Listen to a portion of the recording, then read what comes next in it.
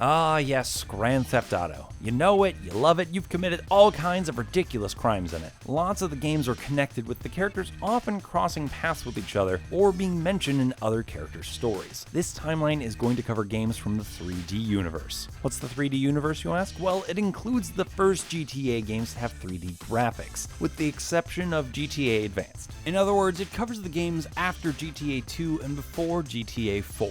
You get it. Games from the 3D universe have interconnected characters, locations, businesses, and storylines, with the main settings being Liberty City, Vice City, and the state of San Andreas. First off, Vice City Stories, 1984. The whole story starts with a man named Victor Vance, nicknamed Vic. Like plenty of GTA protagonists, Vic falls into the criminal lifestyle by accident. A former US Army soldier, Vance is dishonorably discharged after a stash of drugs and a prostitute are found in his room in the Army barracks. However, neither were there for him. They were intended for his sergeant, Jerry Martinez, who was involved in drug trafficking. When he gets back to civilian life, Vic works for arms dealer Phil Cassidy, a recurring character in later games. Even though he's forced into a life of crime, Vic's moral compass remains intact. Cassidy's brother-in-law, Marty Williams, abuses his wife Mary Beth and their daughter, and eventually kidnaps her. Vic doesn't stand for that, so he kills Marty, starts a relationship with Louise, and takes over Marty's criminal empire.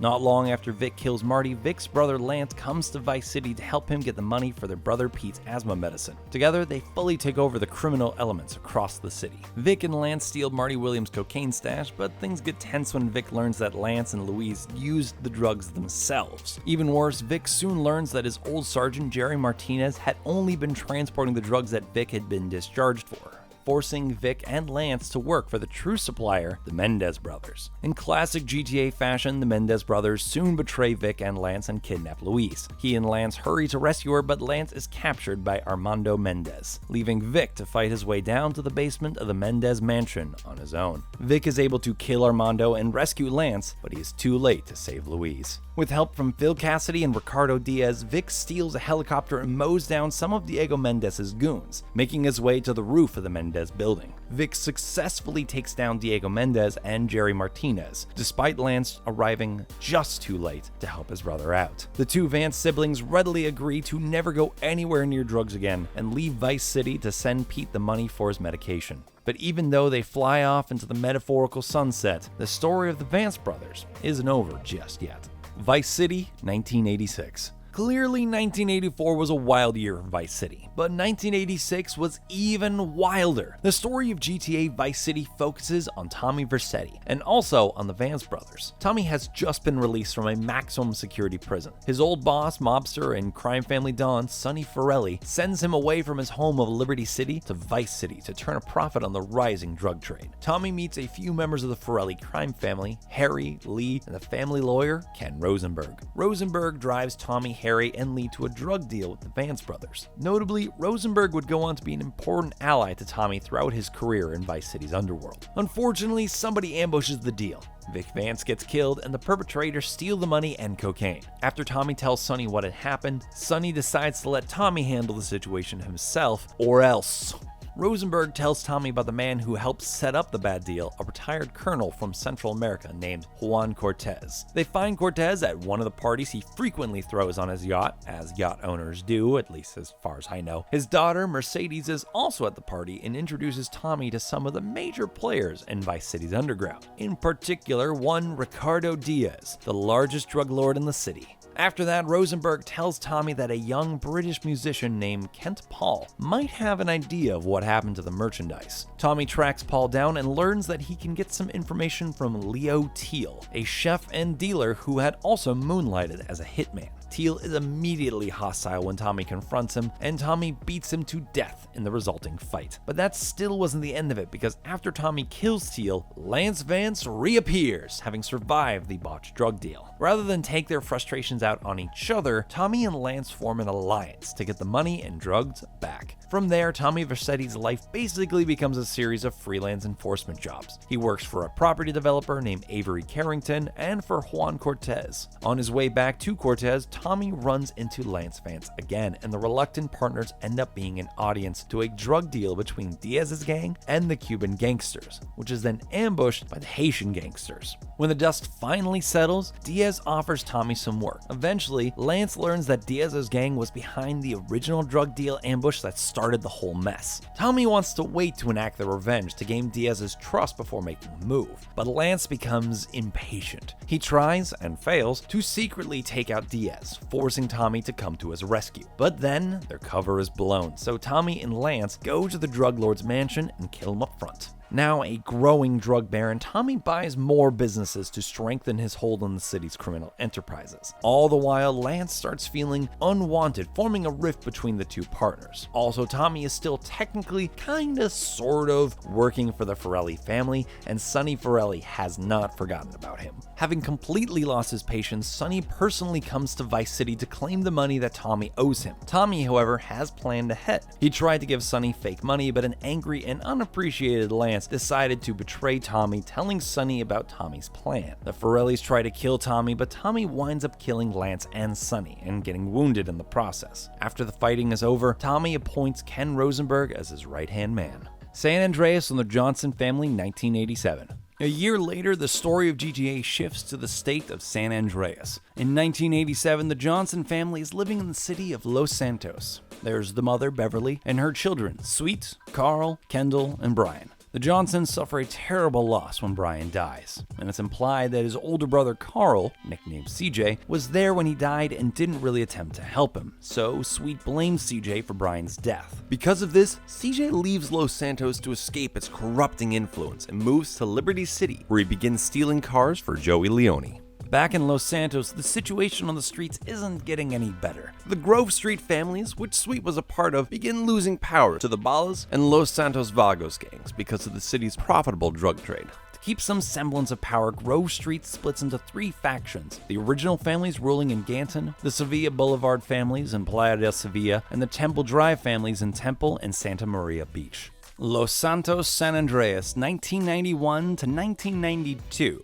By 1992, the fractured criminal elements in Los Santos hasn't improved at all. The Ballas plan to assassinate Sweet Johnson, the last unifying figure of the Grove Street families. They try to kill him with a drive-by shooting at the Johnson home, but instead of killing Sweet, the Ballas kill his mother, Beverly. Sweet calls CJ to tell him about the tragedy, and CJ agrees to come back to Los Santos for his mother's funeral. CJ returns to Los Santos, but on his way to the family home, he's arrested by police officers Frank Tenpenny, Jimmy Hernandez, and Eddie Pulaski, members of the corrupt Crash Unit. The three of them plan on framing CJ for the murder of Officer Ralph Pendelberg, and they warn CJ that they'd be watching him. Finally, they throw him out of the car. CJ then returns to the Johnson home and meets one of the leading members of the gang, Big Smoke, and the two of them drive together to Beverly Johnson's funeral. Sweet isn't happy to see CJ, but then the Ballas attempt another drive-by shooting at the funeral, destroying Smoke's car. The family and the Grove Street members all survive, but CJ sees that the state of the gang is dire. He decides to stay in Los Santos to help the families get back on their feet. First, CJ begins working with Sweet and other gang members to strengthen the Grove Street family's influence. He meets Kendall's boyfriend, Cesar Villalpando, the leader of the Barrios Los Aztecas gang. He and CJ become good friends, buddies, allies, BFFs if I may say so. And as if things weren't complicated enough, Officer Tenpenny visits CJ, keeping an eye on him as he had promised. Tenpenny orders CJ to kill some Vargos gangsters, burn down a house, and interrupt a meeting between some Russian criminals and Ballas representatives. CJ helps the gang regain control of Ganton and in turn regains more of Sweet's trust. The two of them successfully take over Glen Park from the Ballas and assassinate all of the Ballas OG as revenge for their mother's murder. From there, CJ continues his crusade to take over more territory from the families. At one point, he tries to help reunite the three separate factions, but he, Sweet, Smoke, and fellow member Ryder are ambushed by the cops, only escaping after a lengthy chase. While Sweet is planning a gang war against the Ballas under the Mulholland intersection, Caesar calls CJ, asking to meet up with him immediately for something important. Caesar and CJ meet in Verdun Bluff and watch Ryder, Big Smoke,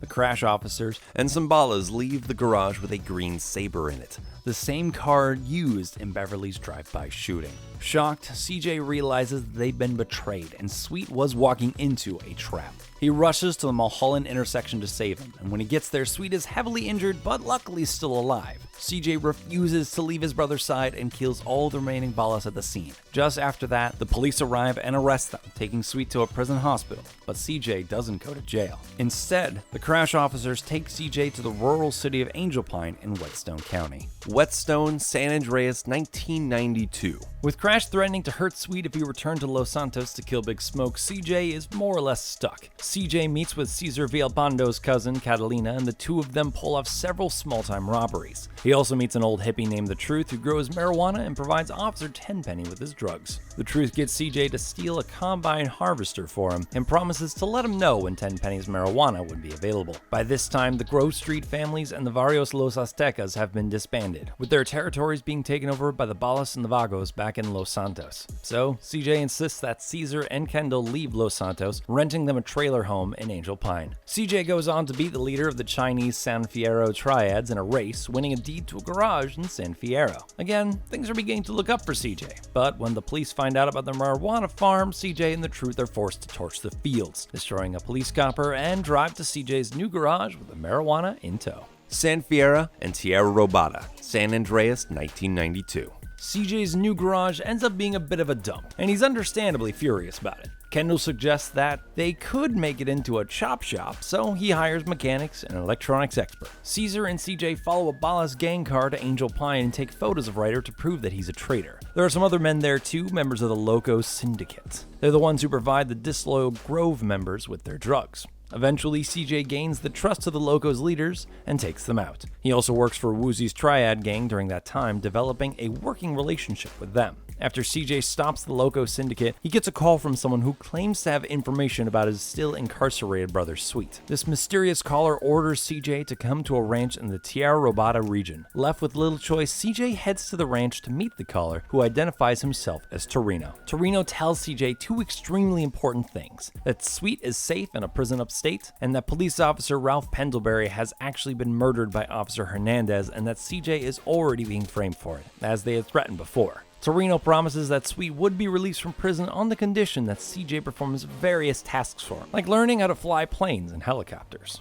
Las Venturas and Return to Los Santos, 1992. Woozy had become a successful businessman in the city of Las Venturas and asks CJ to visit him at his casino. Woozy lets CJ in on his latest scheme, robbing Caligula's casino run by his rivals in the Italian mob. CJ starts by performing hits on rival families of the mob to gain the trust of mob boss Salvatore Leone. Once he'd gone onto Leone's good side, CJ and Woozy's triads robbed the casino in a meticulously planned heist. In the midst of all this, Officer Tenpenny, still a thorn in CJ's side, comes to Las Venturas to order CJ to kill an FBI agent and retrieve a dossier. Tenpenny agrees to meet him in a deserted desert village to complete the exchange. At the exchange, all three members of Crash are present, and after taking the dossier, Tenpenny knocks Hernandez out with a shovel. Turns out that Hernandez had told their superiors about Tenpenny and Pulaski's corrupted activities. Tenpenny orders Pulaski to kill CJ and then drives off, but Hernandez wakes up and tries to intervene. Pulaski kills Hernandez and CJ chases him down and severely injures him and finishes him off with a stomp to the head after he insults CJ's sister. But still, CJ's time spent indebted to others isn't quite over. Torino pops back into CJ's life, demanding that he steal a military jet from a naval base to destroy a flotilla of ships for him. Using the piloting skills he'd learned from Torino months before, CJ destroys the ships and secures Sweet's release from prison. But when they reunite, Sweet is far from happy to see him. He's angry that CJ's new path in life has forced him to neglect the Grove Street families. To get back on his good side, CJ takes Sweet back to Los Santos and takes Ganton and the Grove Street from the Ballas. Eventually, he takes all of Los Santos back from the rival gangs. It would take more than just unified control to stabilize the city, though. Tenpenny's put on trial for several charges, but the lack of evidence leads to his acquittal. Once that happens, the gang-filled areas of the city fall into wild rioting. CJ helps Cesar Villalpando reclaim his neighborhood and then helps Sweet kill Big Smoke. Tenpenny arrives on the scene fully intent on killing CJ. A long and violent chase ensues, involving exploding buildings, car chase, rioting gang members, and violent police officers. Tenpenny loses control of the fire truck he'd stolen and goes flying off a bridge, landing in the center of Grove Street. He succumbs to his injuries, finally done tormenting CJ. CJ, Sweet, Cesar, and Kendall all return to the Johnson family home to celebrate, where they meet Ken Rose Rosenberg, Kent Paul, and other friends and allies. The riots finally subside, with Tenpenny's death seen as justice for the residents of Los Santos. Liberty City Stories, 1998. 6 years later, the story shifts to Liberty City in a different type of organized crime. Tony Cipriani is a wise guy in the Leone crime family, headed by Salvatore Leone. Yes, that's the same man CJ worked briefly for and then betrayed in San Andreas. Tony is forced into hiding after killing a made man, but returns to the life when Salvatore introduces him to the family's capo, Vincenzo Chili. Vincenzo tells Tony that a former Leone member named JD is currently working for the Sindaco family and wants to rejoin the Leones, so he's perfect to use as an inside man. He asks Tony to pick up his car, but the whole plan is actually an ambush. Tony escapes the police and cuts ties with Vincenzo. From there, Tony takes up multiple lines of work. He begins working for JD to further disrupt the Sindaco's operations, and also works for his mother to prove himself to her. But Ma isn't impressed. Instead of welcoming Tony, she calls a hit on him, but he manages to escape. Tony does work for Salvatore Leone, but Leone's wife, Maria, blackmails Tony to get him to work for her while he continues to work for JD. JD explains that the Sicilian Mafia are trying to arrange a peace between the numerous families of Liberty City. Salvatore is convinced there's a rat in the gang, so he has Tony follow the Sicilian boss, Massimo Torini. While doing so, Tony overhears a conversation between the boss and the Diablo's gang, and then another conversation between him and the Triad gang. But then the Triad spot Tony, and he's forced to flee. Overall, everything seems to be going okay for Tony. But then, the tables completely flip. At the supposed ceremony to make JD into a made man, Hamfists, a Leone family bodyguard, kills JD. He explains to a stunned Tony that Salvatore couldn't trust JD, seeing as he would most likely run away from the gang at some point. Tony then drives Hamfist back home and dumps JD's body. Vincenzo calls Tony, asking him to meet him at a freighter, but of course it ends up being a trap, resulting in Tony killing him and his men. Salvatore Leone explains to Tony that the Liberty City mayor, Roger C. Hull, would blame Salvatore for everything that has been going on. So, naturally, Tony assassinates the mayor and brings Salvatore his cell phone. With that, Tony finally becomes a made man with the Leone family, and as a result, Tony's mother finally cancels her hit on him. Meanwhile, it comes to light that the Forellis, yes, the same Forellis that Tommy Vercetti worked for, had Mayor Hull in their pocket the whole time. The Leone family wanted their own candidate, Donald Love, to win the upcoming election. Tony and Salvatore kidnap Mayor Hull's former assistant, who reveals that the Sicilian Mafia controlled the entire Forelli family and wanted war between the families so they could sweep up the enemies. With this new info, the two of them work to weaken the Forelli family. Donald Love's connection to Tony results in him losing the election, and then Salvatore is arrested by new mayor Miles O'Donovan. Tony wants revenge, and Salvatore tells him that the leader of the Sindaco family, Polly Sindaco, helped the Forellis and the Sicilian mob put him in prison. So Polly, of course, becomes Tony's next victim. Donald Love meets Tony at his flop house and tells him his plan to get his wealth back. To start, he needs to steal the plans for Ford Stoughton from his former mentor, Avery Carrington. After Tony kills Avery and gets the plan, he goes on all sorts of criminal adventures. Eventually, Salvatore tells him that he's going to be bailed out of jail. Even though the Sicilians want to keep him in prison, Salvatore's convoy makes it safely to the courthouse. With the situation looking pretty dire, the Sicilian boss Massimo Torini decides to kidnap Miles O'Donovan to stop Salvatore's charges being dropped. Tony and Salvatore chase Torini to Portland Rock, where Tony manages to kill him, ending the driving conflict threatening the Leone family. But of course, Massimo was only the underboss. Instead, his elderly uncle Leone is the real boss of the Sicilian mob. Tony and Salvatore hold a meeting with him at a small restaurant, and Uncle Leone admits defeat, agreeing to return to Sicily peacefully. Grand Theft Auto Advance 2000.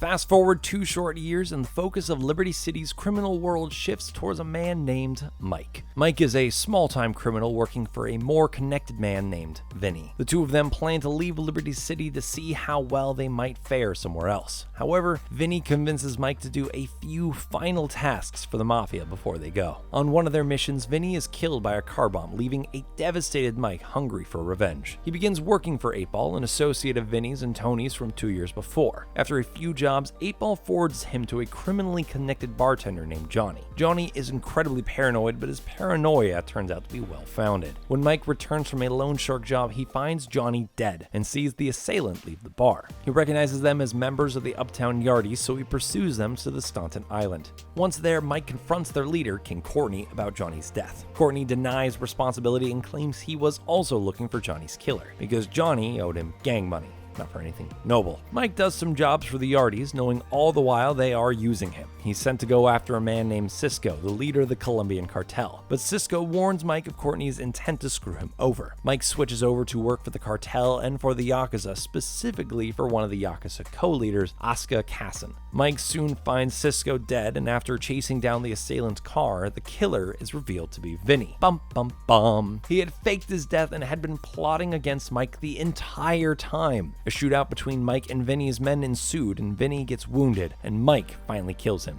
No mercy. After taking care of Vinny, Mike meets up with 8-Ball, but then they're attacked by cartel members who blame Mike for Cisco's death. Soon the police show up, 8-Ball gets arrested, and Mike manages to escape. Next, Mike finds Cisco's successor and tries to get even with him when Mike learns that King Courtney had called out a hit on him for his money. Mike then goes on a rampage across the city, taking down the Yardies hitman and meeting up with Asuka, who decides to help him kill King Courtney. At the Yardies hideout, the Yakuza members who came with him flee the scene, leaving Mike to face Courtney on his own. Courtney surrenders, but before Mike can take any action, the Liberty City police raid the place. Mike manages to elude the cops once again, boarding Cisco's plane and fleeing Liberty City, finally, like he'd always wanted. Grand Theft Auto 3, 2001.